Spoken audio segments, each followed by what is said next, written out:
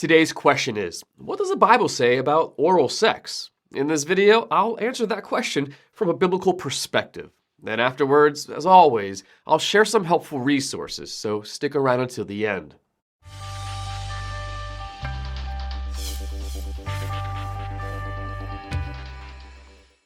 Oral sex, also known as cunnilingus when performed on females and fellatio when performed on males, is not mentioned in the Bible.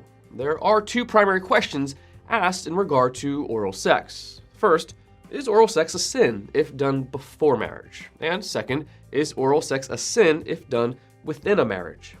While the Bible does not specifically address either question, there are definitely biblical principles that apply.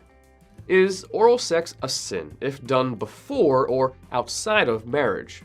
This question is becoming increasingly common as young people are told that oral sex is not really sex, and as oral sex is promoted as a safer alternative to sexual intercourse, no risk of pregnancy, less risk of sexually transmitted diseases, what does the Bible say? Ephesians chapter 5, verse 3 declares, "But among you there must not be even a hint of sexual immorality or of any kind of impurity, because these are improper for God's holy people." The biblical definition of immorality is any form of sexual contact outside of marriage. 1 Corinthians chapter 7, verse 2. According to the Bible, sex is to be reserved for marriage. Hebrews chapter 13, verse 4, period. So, yes, oral sex is always a sin if done before or outside of marriage. Is oral sex a sin if done within a marriage? Many Christian married couples have had this question.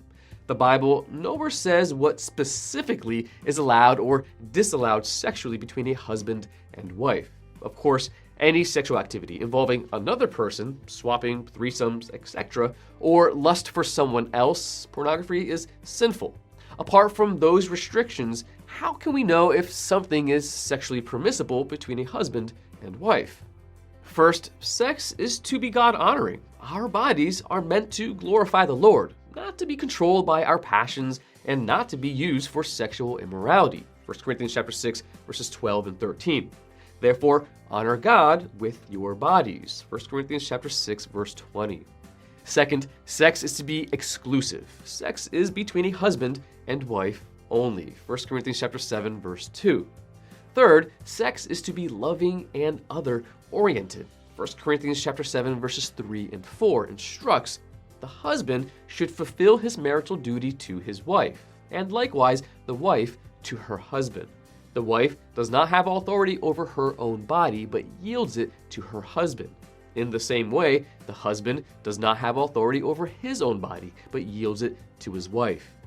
Each spouse lovingly yields his or her body to the other. Fourth, marital sex happens regularly. Do not deprive each other except perhaps by mutual consent and for a time, so that you may devote yourselves to prayer. Then come together again so that Satan will not tempt you because of your lack of self-control. 1 Corinthians chapter 7, verse 5.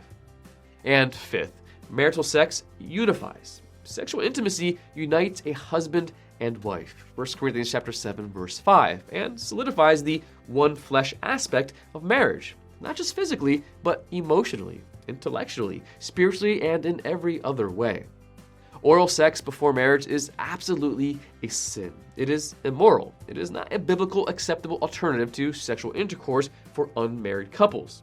Within the confines of marriage, oral sex is free of sin if it is God-honoring, exclusive, loving, other-oriented, unifying, and mutually agreed upon. Please note, while oral sex is safer than sexual intercourse in regard to sexually transmitted diseases, it is definitely not safe.